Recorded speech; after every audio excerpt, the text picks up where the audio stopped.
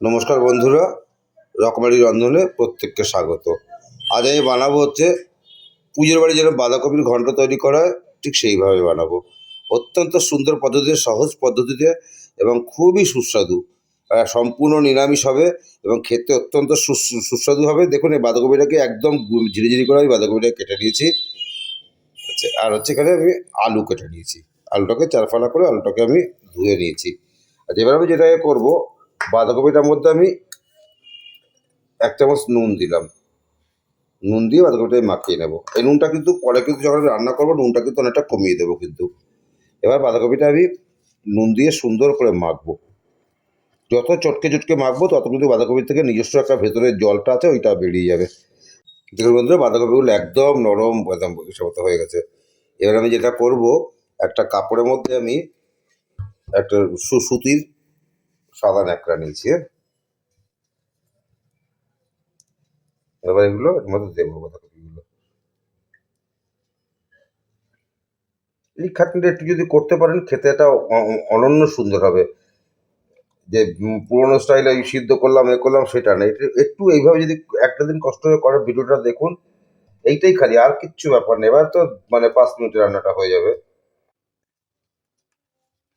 এবার তোরা বুঝতেই পারছেন কি করবো জিনিসটা।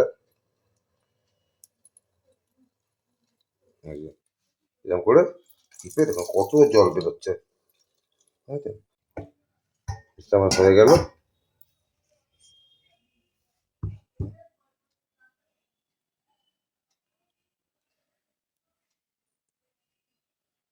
কত সুন্দর হয়ে গেল। এইটুকু একদম ড্রাই হয়ে গেছে, কিচ্ছু নেই।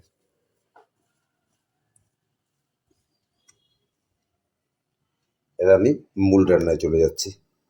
কড়া তেলটা গরম হয়ে গেছে। আচ্ছা, প্রথমে আমি যেটা করবো, আলুগুলো ভেজে নেবো।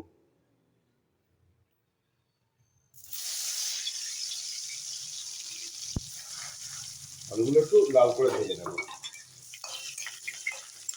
আলুগুলো ভাজা হয়ে যাবে, আলুগুলো তুলে নিচ্ছি। এবার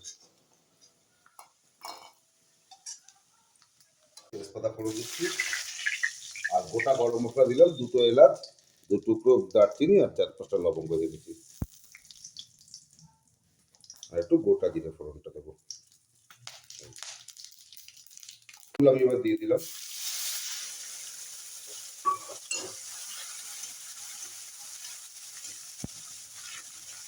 যাতে টমেটোগুলো নরম হয় এবং না ছিটে আসে।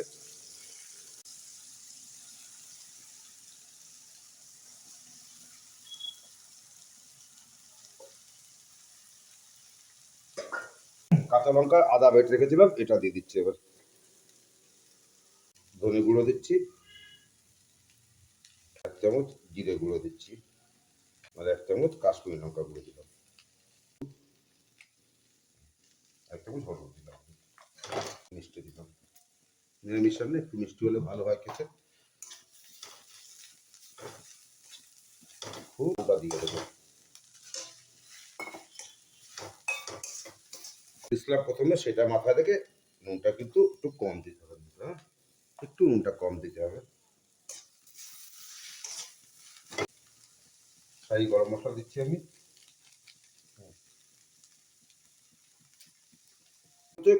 ওই সামান্য একটু কসুরি মেথি, এটা আমি লাস্টে দেবো।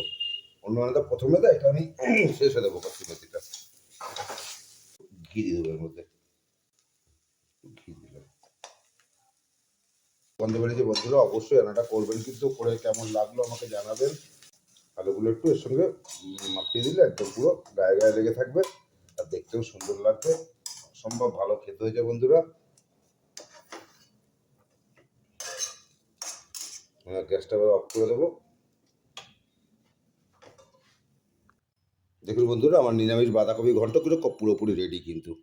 কত সুন্দর কালার হয়েছে, আর খেতে যে কী অপূর্ব হয়েছে, কত সুন্দর গন্ধ বেরোচ্ছে। বন্ধুরা, আপনারা কিন্তু অবশ্য করেই করবেন, করে কেমন লাগলো আমাকে জানাবেন। ভালো লাগলে অবশ্যই লাইক করবেন, কমেন্ট করবেন, অনেক অনেক শেয়ার করবেন। আর প্লিজ আমার চ্যানেলটিকে সাবস্ক্রাইব করবেন। সকলে আমার পাশে থাকবেন এই আশা করে আজকের মতো শেষ করছি। পরে ভিডিও আবার দেখা হবে বন্ধুরা। নমস্কার, সকলে ভালো থাকবেন।